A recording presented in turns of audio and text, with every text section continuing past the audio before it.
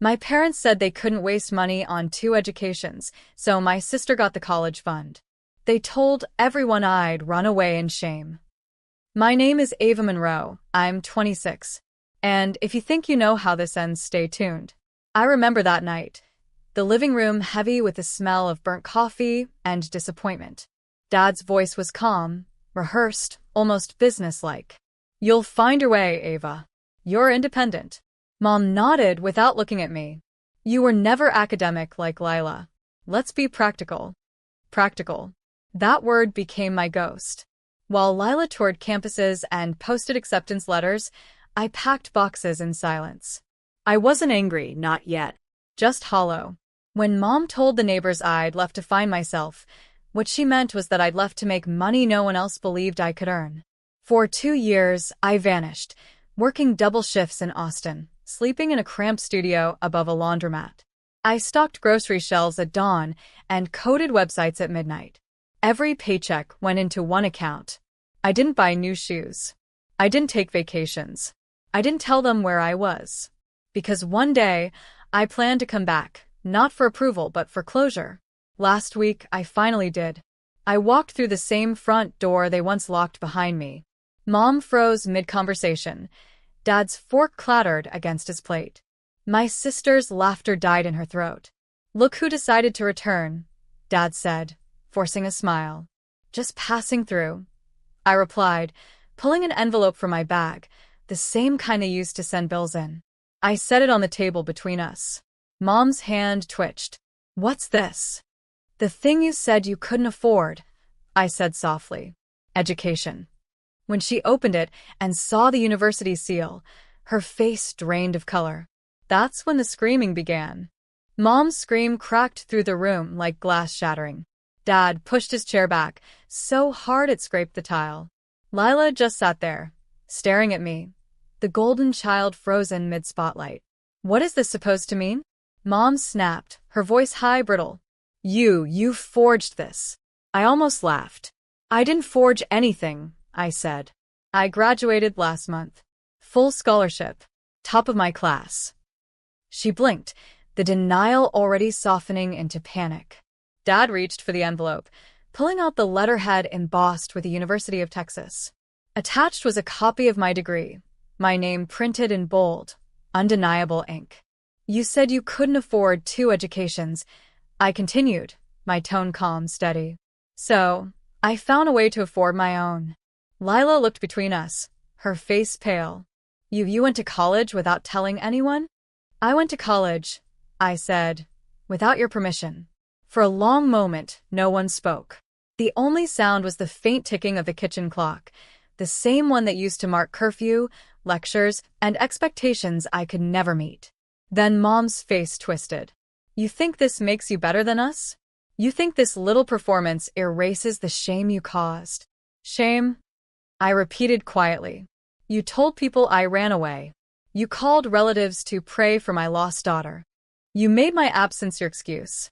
I was your scapegoat for everything that went wrong. Dad slammed his fist on the table. Watch your tone. I met his eyes. I did. For 24 years. He flinched the smallest recoil, but I saw it. The truth had landed. I took the envelope back, sliding the papers inside. I didn't come here to argue, I said. I came here to return what was yours, your narrative. You don't get to owe me anymore. As I walked toward the door, Lila whispered, Ava, wait. But I didn't. I stepped into the night air, heart pounding, the house behind me buzzing with panic. I knew this wasn't over, because for people like them, losing control always feels like betrayal. I didn't make it halfway down the driveway before my phone started buzzing. First Mom, then Dad, then Lila. Over and over, the same cycle of guilt, outrage, and confusion. I turned the phone off, tossed into my passenger seat, and just drove. 2 years of silence had taught me that distance was my only defense. But that night, I didn't drive to escape. I drove to remember the girl I used to be, the one who used to believe approval could be earned through obedience. I ended up at the diner where I'd worked my first job. Same neon sign, same crooked blinds, same stale coffee smell. The waitress, Marlene, recognized me instantly. "Well, if it isn't the runaway scholar," she said, smiling. "Guess I finally proved them wrong," I said. She poured me a coffee. "Honey, you didn't have to prove them wrong. You just had to prove you could survive without their apology." Her words sat with me long after she walked away. When I got back to my motel, I turned my phone on again, out of curiosity more than weakness. There were 12 missed calls and one voice message. It was, "Dad. Ava, your mother's losing it. You embarrassed us tonight. Lila's crying. You had no right to show up like that, flaunting whatever you've done. You think money and degrees make you better? You'll regret this." I replayed it twice, not because it hurt, but because it sounded exactly the same as it always had. Control disguised as concern. I opened my laptop and logged into my university email. My next move had already been drafted weeks ago, a transfer confirmation for a teaching position in Seattle. A new start, far from the Monroe family rumor mill. But as I stared at the document, something inside me shifted. They still controlled the narrative. Runaway, selfish, ungrateful. I'd spent years disproving them. Now I was done reacting. It was time to rewrite. Because revenge, I realized, wasn't confrontation. It was evolution, and they'd never see it coming. The next morning, I woke up to sunlight spilling through the motel curtains and 3 new voicemails, all from Lila. "Ava, please answer. Mom's losing it. They told everyone you forged that degree. You need to stop whatever you're doing before Dad calls the family lawyer." The same lawyer who once helped them drain my college savings. Fitting. I didn't reply. Instead, I drove to the post office and mailed 3 thick envelopes, one to my old high school principal, one to my dad's workplace, and one to our extended family group address. Inside, certified copies of my degree and scholarship letters. No message. No caption. Just truth with postage. By afternoon, my phone lit up again, this time from numbers I hadn't saved. A few old neighbors, even a distant cousin. Messages flooded in. "Proud of you, Ava. Heard the truth. They should be ashamed. Never believed you ran away." Each one felt like a small exhale, a weight shifting off my shoulders. That evening, as I sat outside the motel eating takeout, my phone rang again, and against my better judgment, I answered. Lila's voice trembled through the speaker. "They're furious. Dad said you humiliated them in front of everyone. Mom's threatening to disown you." I almost laughed. "You can't disown what you already abandoned." Lila sighed. "You're not the only one they hurt, you know." That stopped me. For a moment, her tone cracked, genuine, tired. "I know," I said softly, "but you chose to stay." "I didn't have a choice," she whispered. I paused. "You always have a choice, Lila. You just have to stop living on borrowed courage." Before she could answer, Mom's voice shouted in the background, furious. The line went dead. I set the phone down, heart pounding, not from fear but from something sharper, clarity. They wanted shame. I gave them evidence. They wanted silence. I gave them truth. And somewhere deep down, I knew this war wasn't about money anymore, it was about control. And control finally was mine. 3 days later, my story had spread farther than I'd imagined. The same relatives who once whispered about my disappearance were now flooding my inbox with apologies, support, and stunned disbelief. It was surreal, the same mouths that once condemned me now calling me brave. But not everyone stayed silent. Mom took to Facebook, her favorite stage, posting a photo of the old family house with a caption that read, "It's heartbreaking when a child forgets where they came from. We sacrificed everything for her, and this is how she thanks us." Hundreds of sympathy comments followed. And yet, under all the dramatics, there was one tiny detail that gave her away. The date she claimed she'd paid my tuition. It was the same month I'd been working night shifts at the diner. I didn't respond publicly, but I did something better. I emailed every local news contact who'd once featured Lila's scholarship story and attached documentation of my own. The acceptance letter, the scholarship announcement, the graduation photo they'd never seen. By evening, a local online paper had posted a small headline. Local student overcomes family abandonment. Graduates top of class after being denied education fund. No names, no direct callouts, but everyone in town knew exactly who it was about. The article went viral overnight. The next morning, I woke up to 47 unread messages. The first one was from Lila. "They're losing it, Ava." Mom's crying, Dad's threatening to sue the paper. "But everyone knows it's true. You didn't have to go that far." I texted back one line. "You can't sue the truth." Then I put my phone down and smiled, not out of spite, but relief. Because for the first time in my life, they couldn't twist my story. The world had already heard it straight from me.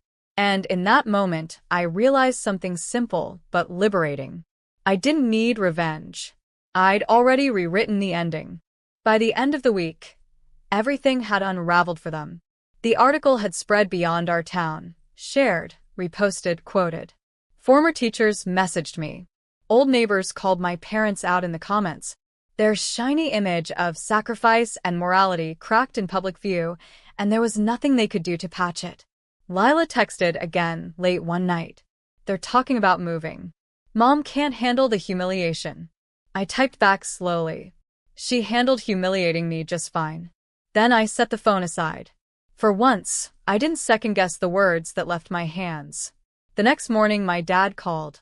His voice was quiet, almost unrecognizable. "You made your point," he said. "You've proven whatever you needed to prove. Enough is enough." "Enough," I repeated softly. "You called me a disgrace to protect your pride. You let people pity you for a lie. I'm not doing this for revenge, Dad. I'm doing it so no other daughter grows up thinking she's less because you said so." He didn't respond right away. I could hear him breathing, maybe crying, maybe just realizing too late that the silence he'd built between us was now permanent. Finally, he said, "You're just like me. Stubborn." I smiled faintly. "No, Dad. I'm like the version of you that never got to exist. The one who didn't keep quiet." When the call ended, I felt the shift. The final break. The cord that tied me to their approval finally snapped clean. That night, I sat by the motel window, watching the reflection of my laptop screen against the glass, my own face looking back at me. I wasn't the discarded daughter anymore. I wasn't even the runaway. I was a woman who had built a life from the ground up and made them watch it stand. For the first time, I didn't feel like I'd lost a family. I felt like I'd outgrown one. And that realization didn't hurt. It healed. The following weekend, I packed up the last of my things from the motel and moved into a small apartment near the university where I'd accepted my new teaching role. Fresh paint, empty walls, and the kind of quiet that doesn't ache. It felt like breathing after years underwater. On my first morning there, I woke up early, opened the blinds, and watched sunlight spill across the floor. For once, I didn't need to brace for a call, an accusation, or a guilt trip. My peace didn't require permission anymore. Then came an envelope in the mail.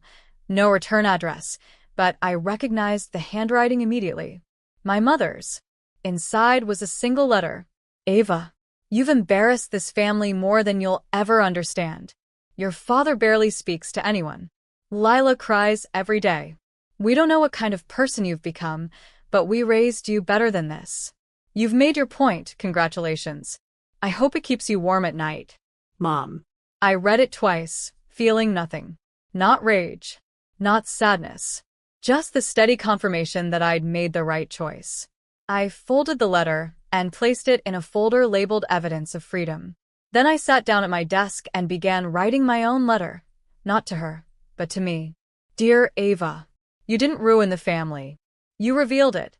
They called it betrayal because honesty sounds like rebellion when people live off your silence. You built something real, yourself. Keep choosing truth, even when it costs applause." Ava. I tucked it into my journal. It wasn't revenge anymore. It was release. That night, Lila called. For the first time, she didn't sound angry, just lost. "I think I want to leave too," she whispered. "Then leave," I said softly. "There's life beyond their control. You just have to be brave enough to pay the price."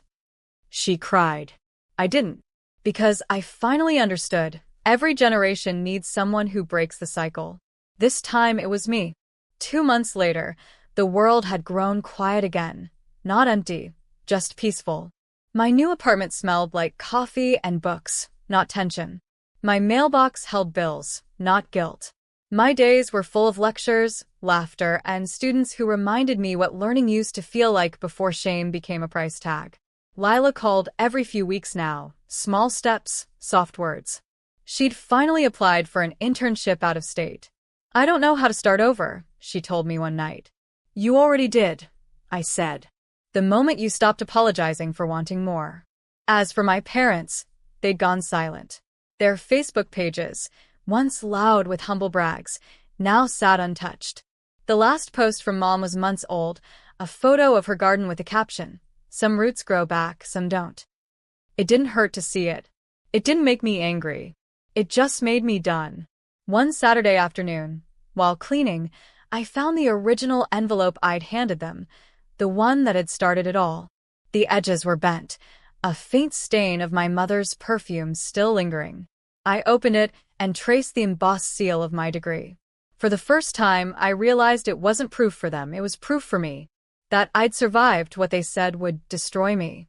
I slid the letter back inside, sealed it again, and tucked it into a shadow box on my desk.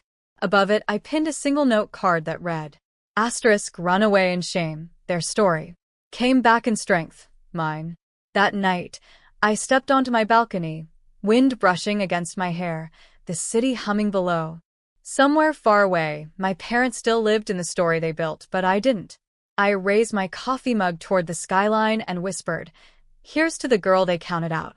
Then, with a small smile, I added, "And to the woman who never needed them to count her in." The stars flickered like applause. I took a slow breath, let it all go, and whispered to the night, "Lesson complete."